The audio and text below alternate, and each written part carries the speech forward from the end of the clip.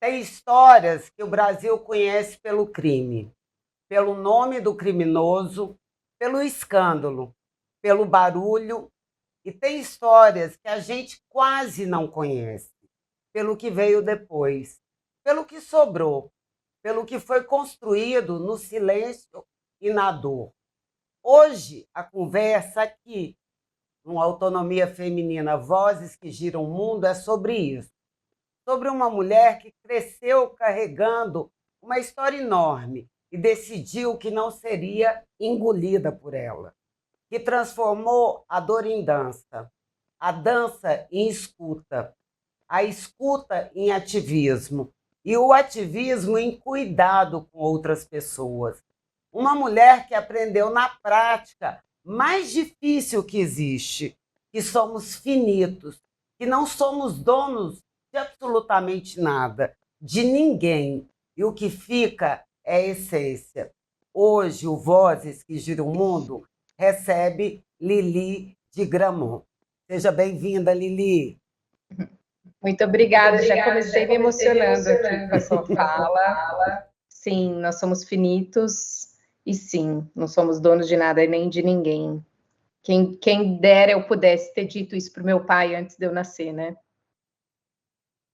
Então, Lili de Gramont está aqui conosco, é bailarina, coreógrafa, psicóloga e ativista. Ela é filha de Eliane de Gramont, uma história que atravessou gerações e moldou quem ela é, e hoje ela usa essa história para dar voz ao que o Brasil ainda pouco discute.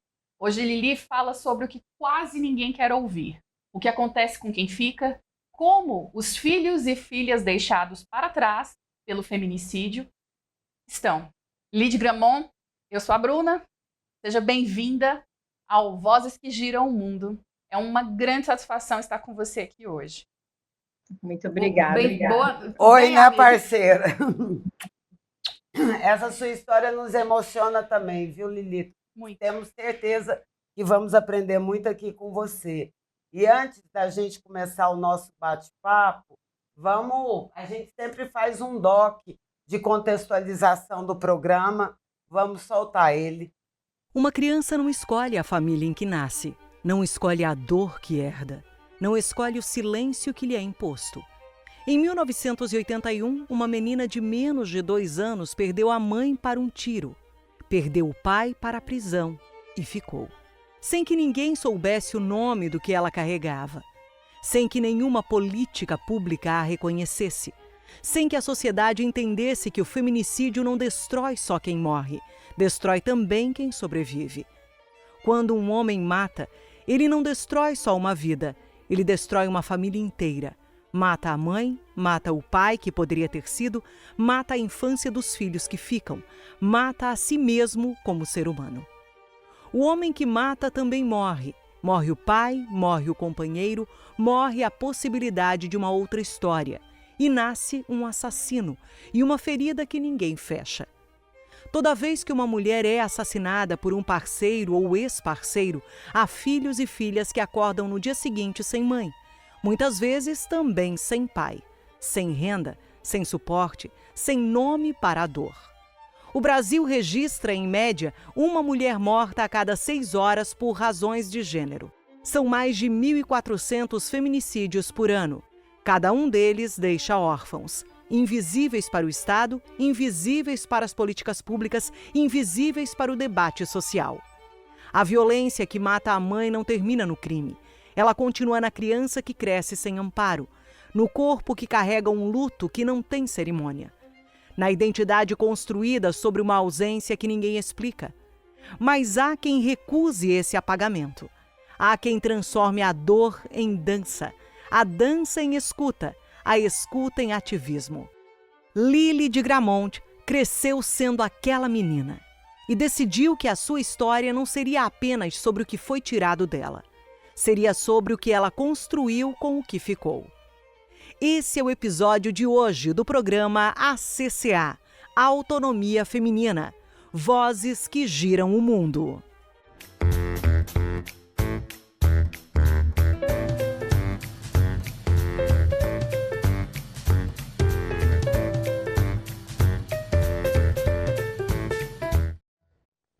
E é difícil não nos emocionarmos, né? Mas antes da gente começar o nosso bate-papo hoje, eu quero chamar todo mundo que está aqui com a gente para se inscrever no canal, ativar o sininho e ajudar a fortalecer o nosso projeto. É isso. Hoje a gente vai conversar com a Lili.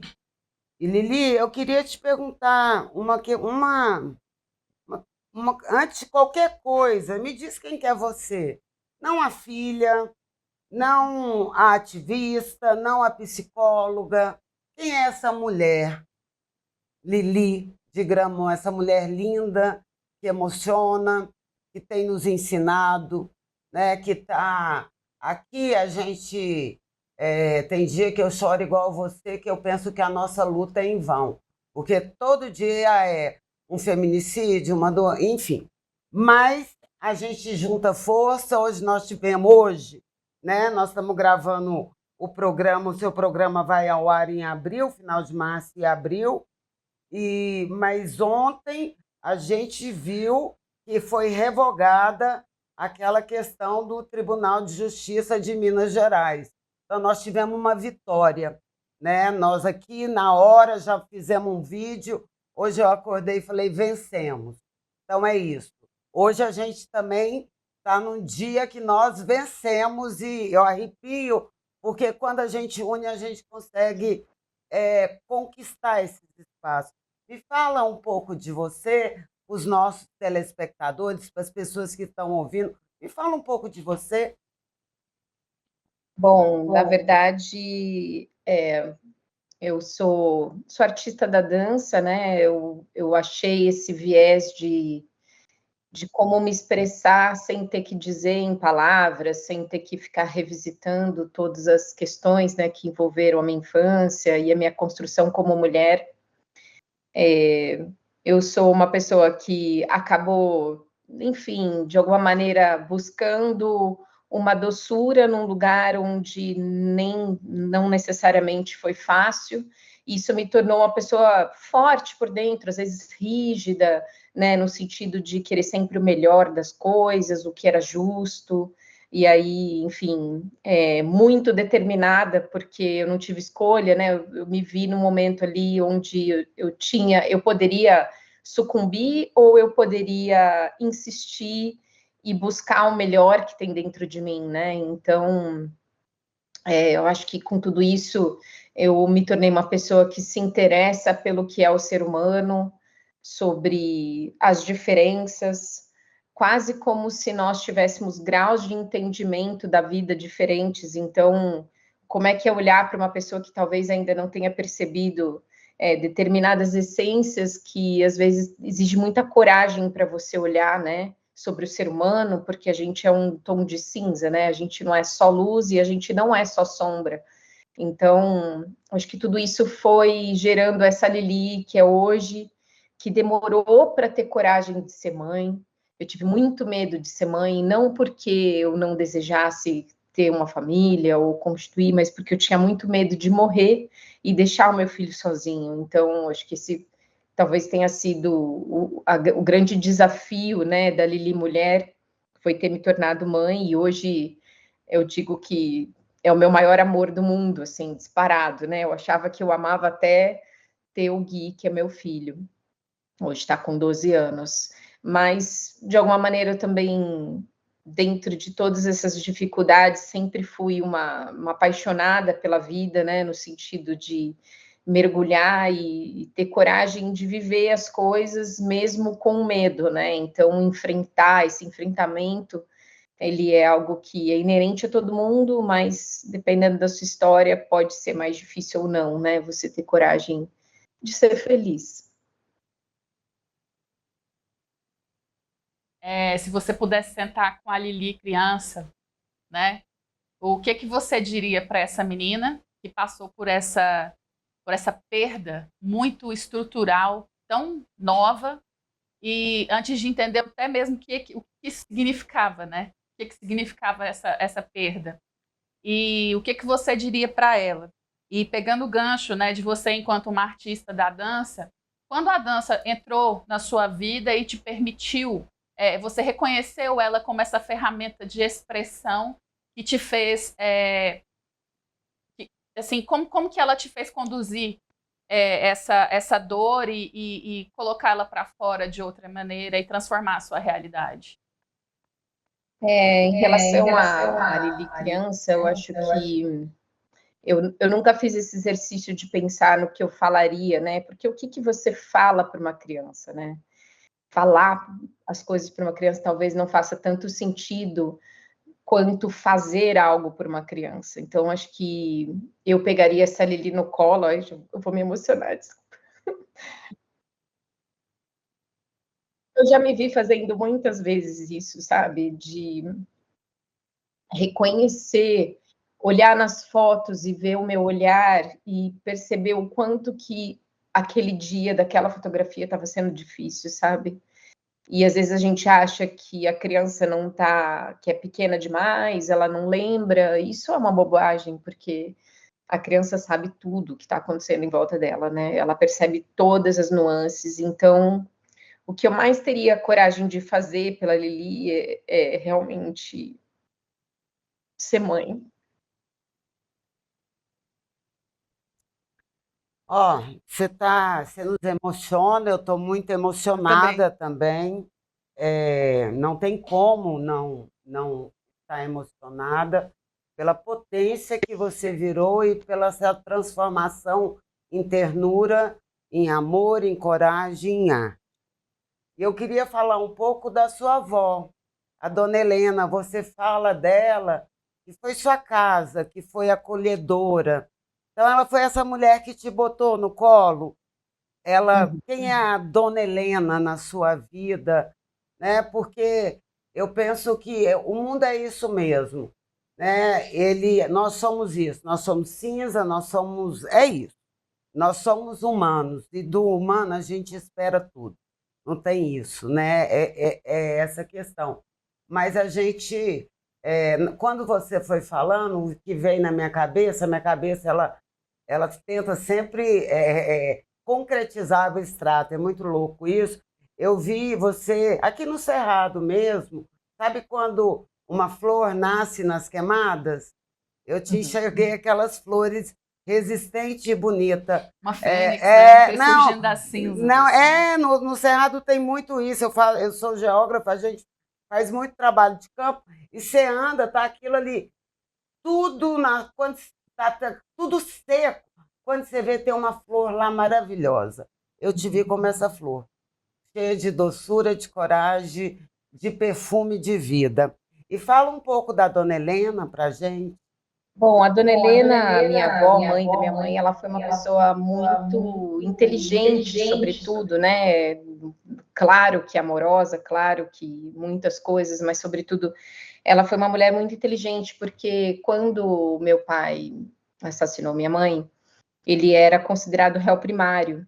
E eram outros tempos, né? A gente tinha outras diretrizes, e por mais que esteja ruim hoje, a gente já avançou muito, né? Então, acho que a minha mãe viveu numa época onde isso era ainda muito pior, né? Para as mulheres em situação de violência. Então, meu pai era considerado um réu primário, e ele respondeu ao pré-julgamento em liberdade. E a minha avó, ela precisava entregar, né, a neta, né, para ele nas visitas, que eram constantes, eram visitas de final de semana.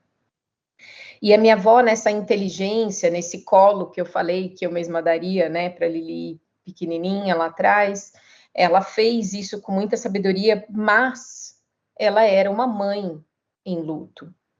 Então, é muito cruel também exigir que uma mulher, porque a gente fala também muito pouco, né, dessas avós que acabam assumindo a guarda desses netos, né, os órfãos de feminicídio, em sua maioria, as crianças acabam ficando, né, com as avós maternas. Então, você vê que é uma mulher que está passando por um luto e, ao mesmo tempo, ela também tem que recolher toda essa dor, toda a indignação dela para dar esse colo. Então, também é uma mulher em sofrimento, né? Então, quando eu digo ali quem é essa mulher que eu vejo dando esse colo para Lili, é essa mulher que eu sou hoje, com toda a minha trajetória de cura. E minha avó, naquele momento, era uma mãe, né, passando por uma dor absurda, assim. E a minha avó teve a grande sabedoria de conseguir dividir, né, toda a raiva, a indignação dela, enfim, do ódio que ela poderia fomentar em mim. Então, ela me poupou de saber que tinha sido meu pai que tinha matado minha mãe naquele período. Ela, enfim, enrolava, não me deixava ver os noticiários, ela me protegeu porque ela sabia que eu ia ter esse encontro com meu pai. Então, ela praticamente estendeu, assim, que eu soubesse a verdade, para que eu pudesse ter um entendimento um pouquinho maior e, de alguma maneira, tivesse algum conforto nessa visita, né? Porque a gente sabe que são muitos perfis de autor de violência contra a mulher, e alguns, sim, essa violência reverbera diretamente nos filhos, com agressão física e, às vezes, até agressão sexual, a gente sabe disso, mas no caso do meu pai, não. Meu pai, ele era uma agressão realmente voltada à minha mãe, então é uma agressão indireta minha, que presenciei, sim, momentos de violência, de discussão, violência física. Então, não dá para dizer que era um bom pai, né? Não existe isso, a gente sabe. Não existe bom pai que agride a mãe. Não existe bom pai que faz uma coisa do tamanho, da proporção que ele fez, né? Então, tô longe de passar um pano ou fazer algo assim, mas sim, de alguma maneira, ele era aquele homem acima de qualquer suspeita, né? Perante a sociedade, um homem perfeito, e, portanto, se fazia esse pai perfeito para mim, né, durante essas visitas, enfim. Então, eu amo meu pai por isso, por essa convivência, por esse período. Então, foi muito duro, ao mesmo tempo, ter entendido que, no fim, eu amava o assassino da minha mãe, né? Então, por isso que eu falo essa frase, o homem que mata também morre, né? Morre qualquer possibilidade de ser um ser humano.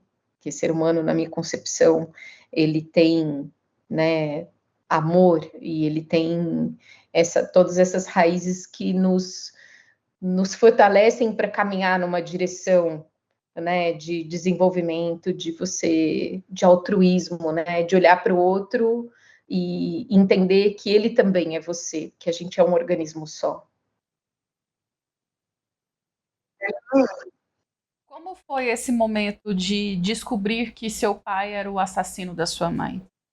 Porque você falou que a sua avó, ela poupou você nesse início, né, para que você pudesse ter convivência com o seu pai, até por uma questão judicial, né? Por ele ter sido réu primário, etc. Mas como é que foi crescer sendo órfã de uma morte que não foi uma fatalidade, mas um crime evitável, né?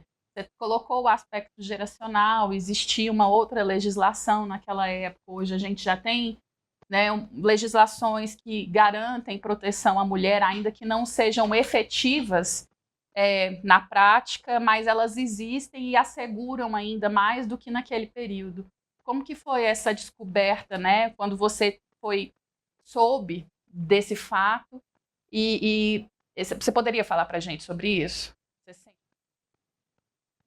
Não, sim, acho que essa história, ela tem sido, né, contar e recontar essa história tem feito parte também de todo o meu processo de cura, de transformação, né?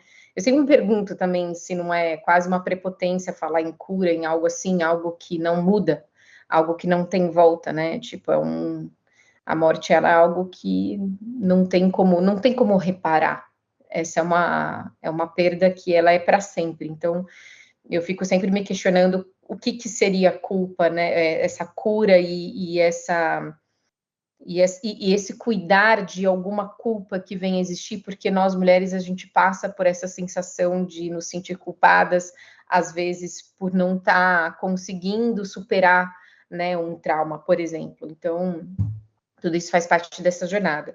Mas voltando à sua pergunta, o que aconteceu na minha história,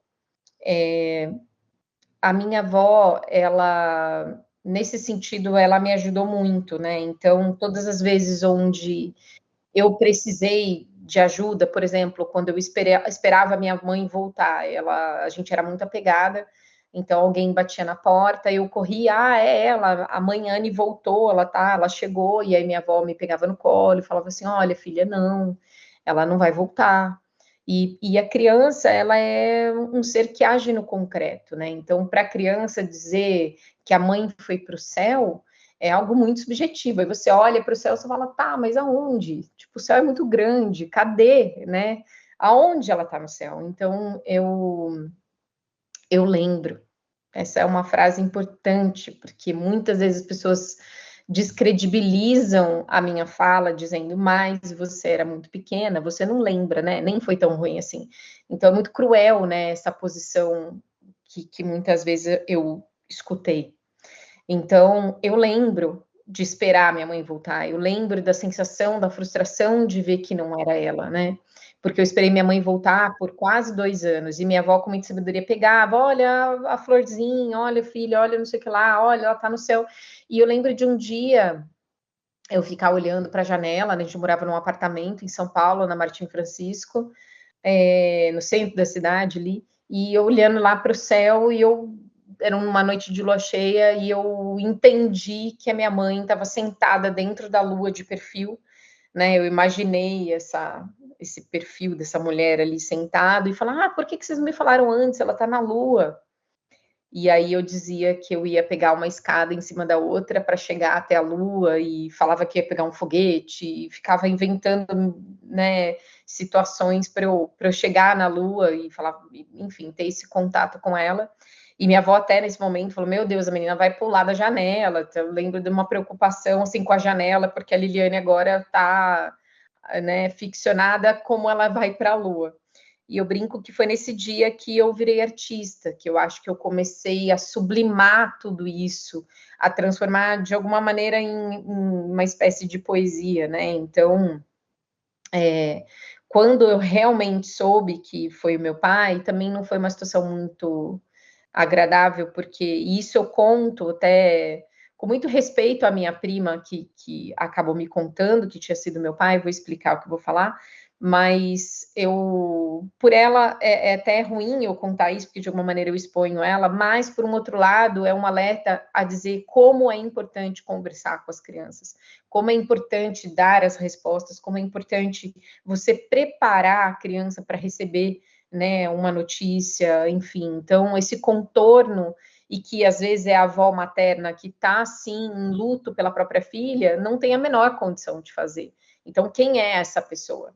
Quem é essa pessoa, né? Eu acredito que deveria ser o Estado, um psicólogo especialista nisso, mas enfim, voltando, eu sempre tive muitas primas, mulheres, e enfim, a gente estava brincando, meu pai já estava praticamente, né, no finalmente ali do julgamento, que foi televisionado, e essa minha prima era da minha idade, a gente já estava com 6 anos, mais ou menos, aproximadamente 6 anos, e essa prima via os pais conversando sobre o caso, né, sobre o fato do meu pai, enfim, tá em julgamento, e no dia que ele foi condenado, ela ouviu, ele foi condenado, e foi isso que aconteceu, ele entrou no bar e atirou na Eliane, na frente de todo mundo, e foi preso em flagrante, levou uma surra, e essa prima foi imbuída de toda essa informação, e a gente estava brincando numa festa, né, de família, eu não tenho certeza, mas eu acredito que tenha sido alguma festa próxima do Natal, que era quando a minha família materna se reunia, e a gente estava no andar de cima de um sobrado, essa minha prima, a gente brigou, e ela falou assim, você é boba, você nem sabe que foi seu pai que matou sua mãe. E eu lembro de descer correndo as escadas e chegar na sala onde os adultos estavam, né, alguns dançando, enfim. E aí eu dei um grito e falei assim, por que vocês me deixaram gostar dele? Porque eu tinha as visitas, eu não sabia que tinha sido ele, na minha cabeça tinha sido um ladrão. Então, nesse momento, meu pai morreu, né? Por isso que essa frase, às vezes, muitas pessoas não entendem por que eu falo ela, Mas naquele dia, para mim, ele morreu, né? Ele também foi retirado da minha vida, né? E um pai que eu era maluca por ele, né? Meu pai careco, enfim, a gente tinha, né, os nossos finais de semana juntos, eu era muito apaixonada por ele, né? Então, foi muito difícil, porque foi como se eu estivesse vivendo um segundo luto. E aí, isso seguiu de um silêncio muito profundo, de algo que eu não conseguia falar sobre. Eu não conseguia comentar, eu não conseguia,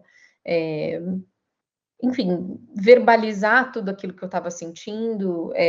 Eu, sim, tive ajuda de terapeutas, né, por ordem judicial, mas foram pontuais.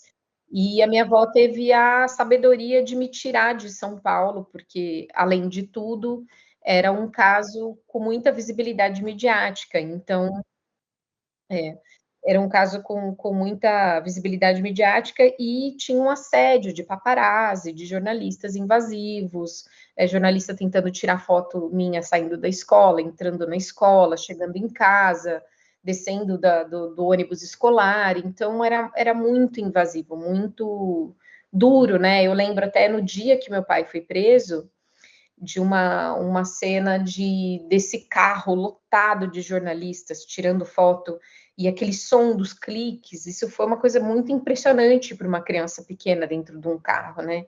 Aquele, né? Eu já vi em filme isso, mas eu vivi aquilo de dentro, né? Da cena. Então, quase como um barulho de pipoca estourando, desses cliques, né? Frenéticos, assim, aquela coisa. Liliane, o que você acha, o que você quer, para onde você está indo, para onde vocês estão levando ela, enfim. Então, minha avó teve essa sabedoria de sair de São Paulo e me trazer para a Serra da Mantiqueira, uma cidadezinha que chama Queluz, divisa Rio e São Paulo. E lá eu acho que uma cidade que até hoje não tem cinema, uma cidade realmente pequena, eu pude ter um descanso de toda essa história e pude não ter que falar ou não ter que lembrar disso, pelo menos por um período, né? Enfim, então, depois disso, a minha avó precisou voltar para São Paulo, ela foi diagnosticada com câncer de pulmão, e 2 anos depois ela faleceu, então foi o terceiro luto. Então é isso que eu digo, assim, tem a questão de você ser um órfão de feminicídio, mas todas as camadas do que vem depois é realmente muito importante. E o trauma nem sempre é o evento. O trauma, muitas vezes, é como você contorna o evento. Então, se você passa por um trauma, mas imediatamente você tem todas as camadas para que você consiga se recuperar e se constituir enquanto força, né, mental, física, fisiológica, enfim, né, inclusive de estrutura financeira, você consegue muito mais você consegue muito mais chegar àquilo que se aproxima do que eu vou chamar de cura, porque eu não acredito que a cura exista, eu acredito que a gente passa a sofrer no lugar certo. Você deixa de escolher um parceiro que é violento também, você passa a escolher um parceiro que é aquele que te completa verdadeiramente. Exatamente.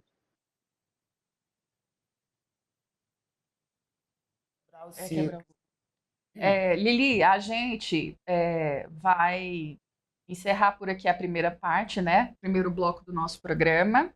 Mas antes de encerrar, Bruna, eu queria, Lili, que você falasse, porque o próximo bloco a gente vai falar da arte, da sua vida, das coisas que você vem construindo a partir desse processo. Eu queria que você falasse alguma coisa que você queria falar e que a gente não perguntou, que ninguém nunca perguntou, né? Isso é Porque a muito gente importante. vai. Eu estou muito emocionada com você aqui, porque eu acho que são histórias. Eu não sou filha de feminicídio, não teve o feminicídio, mas meu pai separou da minha mãe, ele agredia ela. Eu sempre fui muito apaixonada nele. Né? Então você vai falando, e eu acho que isso atravessa muitas pessoas. Eu queria que a gente encerrasse esse bloco de você falar o que a gente não sabe como te perguntar e que você quer falar. Eu acho que o o principal ponto e motivo, né, de me expor dessa maneira, de estar aqui hoje com vocês trocando, né, enfim, tem 2 pontos que eu penso, que são, claro, todas as políticas públicas de prevenção à violência contra a mulher, todas essas questões das desigualdades de gênero, que são a origem, né, de tudo isso que a gente vive, tanto, né, de todos os tipos de violência. Mas eu acho que também as pessoas que já passaram pela situação, né, elas são realmente esquecidas. Então, eu acho que o principal ponto é lembrar que é de responsabilidade do Estado, é de responsabilidade da sociedade, de empresas, enfim, de todas as instâncias, nós como cidadãos, é nossa responsabilidade cuidar das crianças que ficam, né, órfãos de feminicídio. E qual que é a diferença de uma criança que fica órfã por um feminicídio e uma criança que fica órfã porque perdeu a mãe por um câncer? Porque eu perdi as minhas 2 mães. Eu perdi a minha avó mãe e eu perdi a minha mãe. Uma pelo feminicídio e a outra por um câncer. Uma é uma doença que ela faz parte da vida. Ela é o luto que todos nós estamos sujeitos a acontecer. A minha mãe, ela foi morta por um crime social. Ela foi morta por toda vez que o Magal cantou no Chacrinha ou na TV Globo, se eu te pego com outro, te mato, te levo algumas flores e depois escapo. Ele cantava essa música em plena Rede Globo, no horário da tarde, no horário nobre, em 1980. Minha mãe morreu em 1981. O meu pai cantava Você é doida demais. Enfim, são letras que estimulavam o feminicídio. Assim como hoje a gente canta funk, senta, senta, senta, pega a novinha, e a gente está vivendo essa onda de pedofilia, entende? Então, assim, a nossa sociedade, ela fomenta, ela dá o like, ela dá a curtida, ela dá a visibilidade num Spotify para uma música que vai gerar, que vai fazer uma apologia ao estupro, que vai gerar mais machismo, que vai gerar mais violência contra a mulher. Então, o alerta é esse. E dizer para todos os homens que, de alguma maneira, não acreditam que são autores de violência porque estão praticando uma violência que é de ordem moral, uma violência que é de ordem psicológica, para dizer que se eu pudesse contar para o meu pai como ia ser a nossa vida depois de fazer do que ele fez, se eu pudesse alertar ele lá atrás, sabe? Voltar no tempo e ter uma conversa com o Lindomar Popstar. Eu queria dizer tudo isso, pai, cuida da sua melhor parte. Porque é só essa que vai gerar que a gente possa viver uma vida feliz, que você possa jogar bola com seu neto, que você possa ensinar violão para mim, entende? Então, assim, é muita vida que se perde, e quando uma mulher é morta, a sociedade inteira perde, os homens perdem, eles perdem também. Então, não é uma briga que é só nossa, né, mulheres, é uma briga de todos nós, todos, todas e todes. Entende? Então, esse mundo, ele não tem como ser um mundo melhor para um homem se uma mulher estiver apanhando ou morta. Então, é isso que eu gostaria de alertar. É nesse lugar que, quando eu falo, às vezes eu sou julgada por mulheres, mas você perdoou seu pai? Não é sobre isso. É sobre abrir o campo de diálogo. Entende? É poder, talvez, não só salvar uma mulher, mas também salvar esse pai que ainda pode ter uma mão na consciência, entende?